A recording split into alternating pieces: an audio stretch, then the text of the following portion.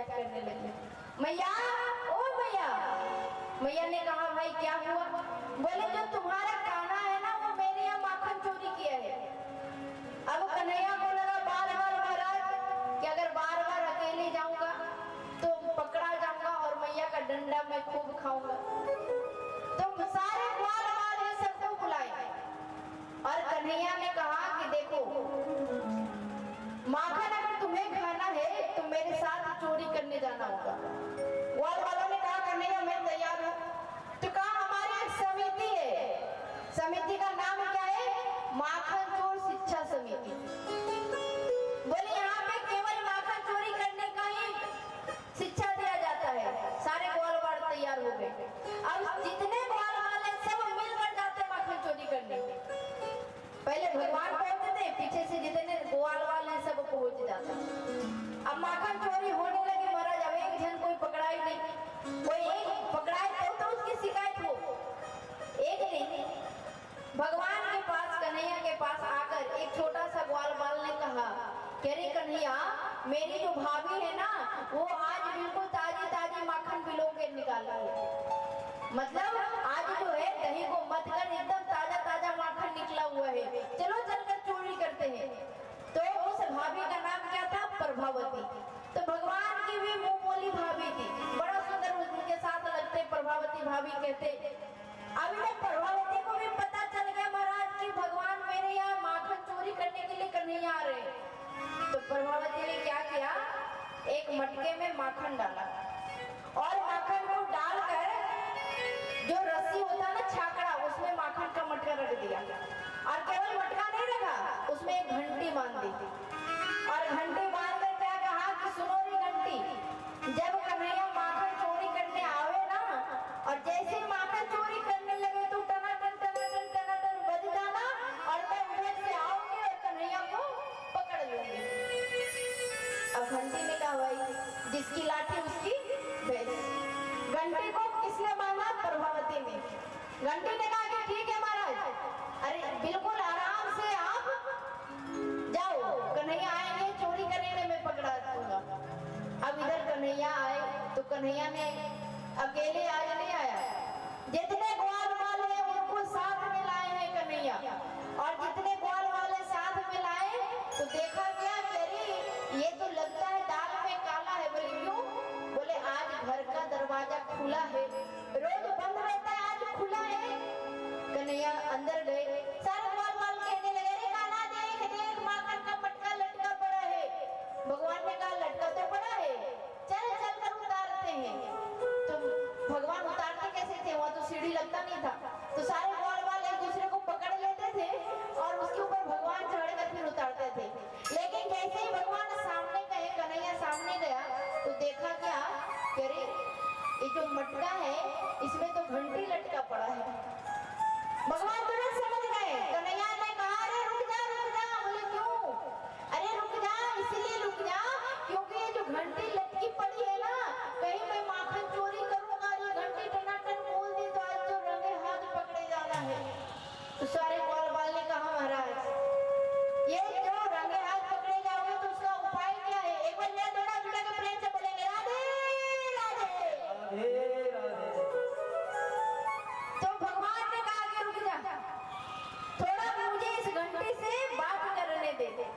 तो भगवान गए मटके के पास और जाने के बाद उस घंटी से क्या कहा?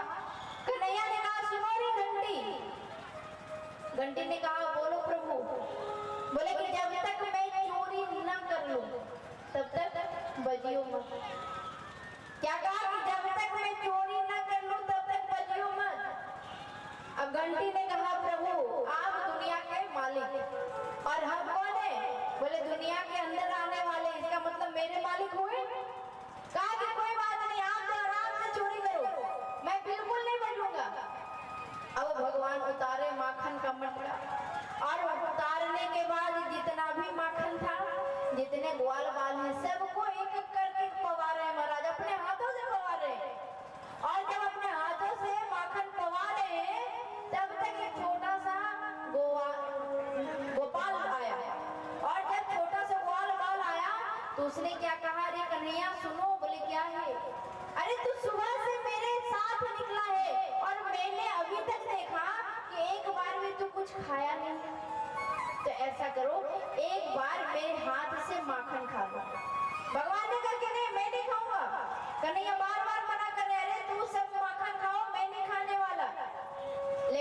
जबरदस्ती में कन्हैया के मुंह में जैसे ही ग्वाल बाल ने एक बार माखन उठाया और उठाकर जैसे ही कन्हैया के मुंह में डाला, घंटी टनाटन टनाटन टनाटन बजने लगी।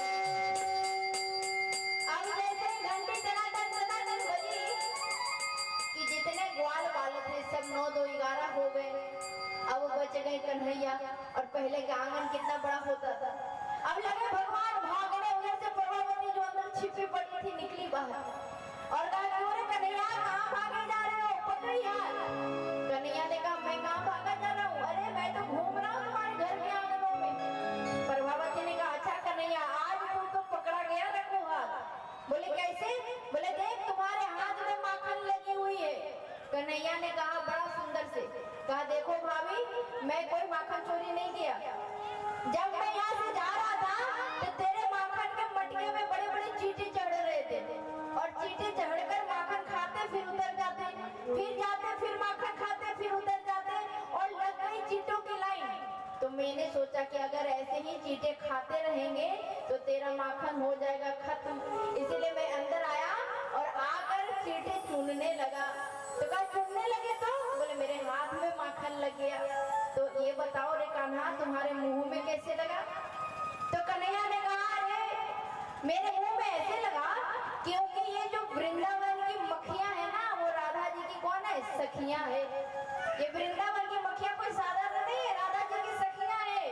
तो जब ये मक्खियां माखन खा के उड़ने लगी तो मुझे देखी और जब मुझे देखी तो कहने लगी कि अरे कन्हैया तू यहीं पे है, तो वो लाड़ लड़ा दो। तो वो मुझे जब प्यार करने लगे महाराज तो बड़ा सुंदर आई और मेरा मुख को चूमी और जाने लगी तो मुख पे माखन लग गया। प्रभावती ने कहा तुम तो सफाई बहुत अच्छे दिए हो, चलो अब मैया को सफाई दे।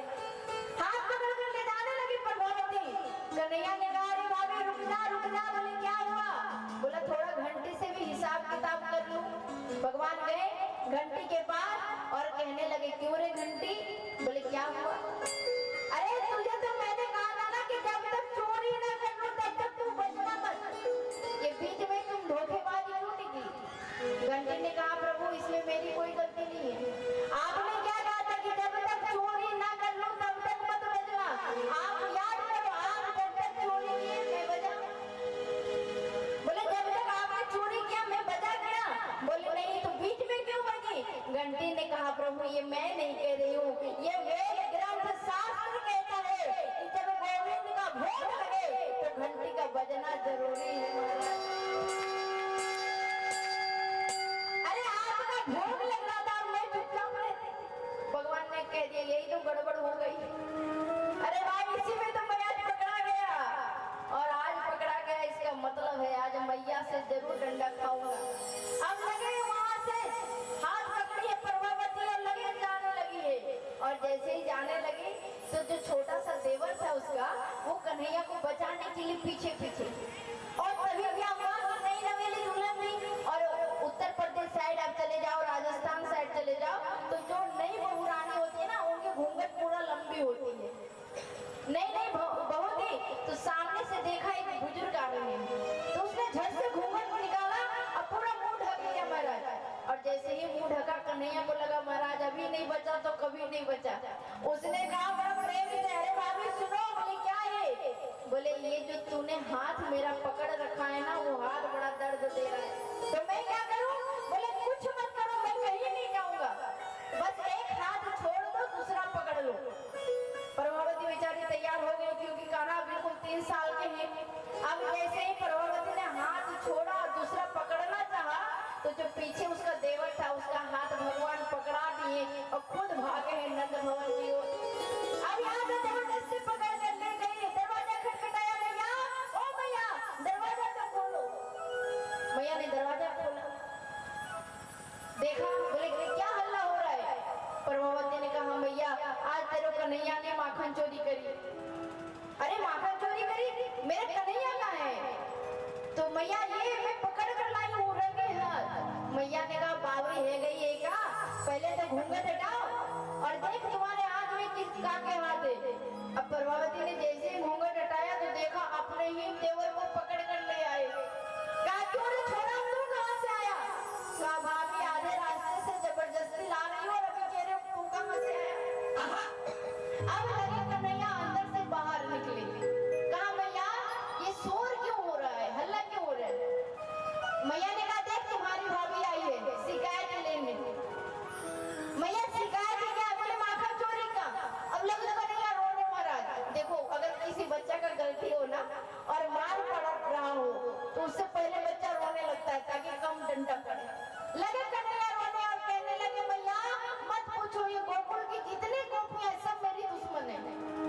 मैया ने कहा भाई बताओ दुश्मन कैसी है?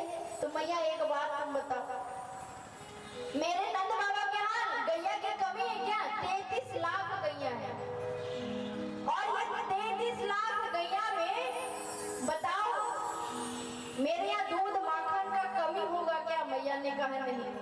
तो जब दूध माखन का कमी नहीं होगा तो क्या मैं दूसरे के यहाँ माखन चोरी करने जाऊंगा? मैया ने कहा नहीं। तो मैया तुम ही सोचो, ये सोचने वाली बात है, मैया सोचो। मैया को लगा कि सही में ये गोपी झूठ बोल रही है, उठाई है कन्हैया को गोद में और वात्सल पड़ पड़ा है। प्रभावती को लगा कि महाराज अब यहाँ मेरा एक भी नहीं चलेगा, चलेगा वहां से। और कुछ दिन भगवान ने चोरी बंद कर दी, और जैसे भगवान ने चोरी बंद किया सारी गोपियां छटपटाने लगी, क्योंकि परमात्मा के बिना सब अधूरे हैं। तो गोपियां ने कहा कि भगवान चोरी नहीं करते हैं तब मेरा मन नहीं लगता, चोरी करते हैं तो शिकायत करती हूँ। तो एक दिन कन्हैया को प्रभावती ने देखा कि गलियों में भगवान घूम रहे हैं। प्रभावती ने कहा क्यों रे कान्हा, आजकल तो वो दिखता नहीं है। भगवान ने कहा मैं सुधर गया, मैं चोरी वोरी सब छोड़ दिया, लेकिन भाभी तू बता तू कहाँ जा रही है? प्रभावती ने कहा मैं जमुना जी जा रही हूँ जल भरने के लिए। अच्छा कोई बात नहीं, तू तो जा आराम से, मैं तुम्हारे घर का रखवाली कर दूंगा। अब प्रभावती महाराज इधर गई और कन्हैया जितने ग्वाल वाले सबको बुला के ले आए और कहा कि चल आज खुल के माखन चोरी करेंगे। अब सारे ग्वाल वाल आए, 2-4 दिन से माखन चोरी छूटा हुआ था तो सब भर पेट माखन खाए और माखन बच गया। तो एक ग्वाल वाल ने कहा कि कन्हैया ये बताइए माखन जो बचे हुए माखन उसका क्या करे? तो भगवान ने ऊपर नीचे सब जगह देखा तो पहले का आंगन क्या होता था? मिट्टी का होता था। तो जब नीचे देखा तो कहा अरे ये आंगन देखो, जो भाभी है ना एक नंबर की आलसी है, कितना दिन से आंगन की लिपाई नहीं हुई है। तो करे क्या? बोले जितना माखन बच गया सबसे आंगन की लिपाई कर दो। अब माखन से आंगन की लिपाई हो गई महाराज, और जितने ग्वाल वाल है सब किनारे छिप गए और भगवान दरवाजे के पीछे छिप गए। प्रभावती आई तो मटके पे मटके मटके पे मटके पानी भरा हुआ था। तो एक बात है, जो माताएं होती है ना उनके सर पे जब कुछ होता है ना बोझा, तो नीचे नहीं दिखता है, थोड़ा दूर सामने पे दिखता है। और माताओं के आदर में कौन है महाराज? बोले क्या? बोले कितना बड़ा भी बोझा क्यों ना हो, अगर कोई बात करने वाला मिल जाएगा तो घंटों खड़ा होके बात करेंगे, उस समय उसको वो बोझा नहीं लगता है। और जब प्रभावती आने लगी तो दरवाजा खोली और एक पाँव अंदर की, और जैसे ही दूसरा पाँव उठाई इतनी जोर से फिसली कि सामने वाले दीवार में जाकर टकराई। कन्हैया ने कहा भाभी खैर बनाओ कि ये दीवार था, नहीं तो तुम तो सीधे अपने मायके पहुंच जाती। इसलिए जोर से बोलना पड़ेगा राधे राधे। सावली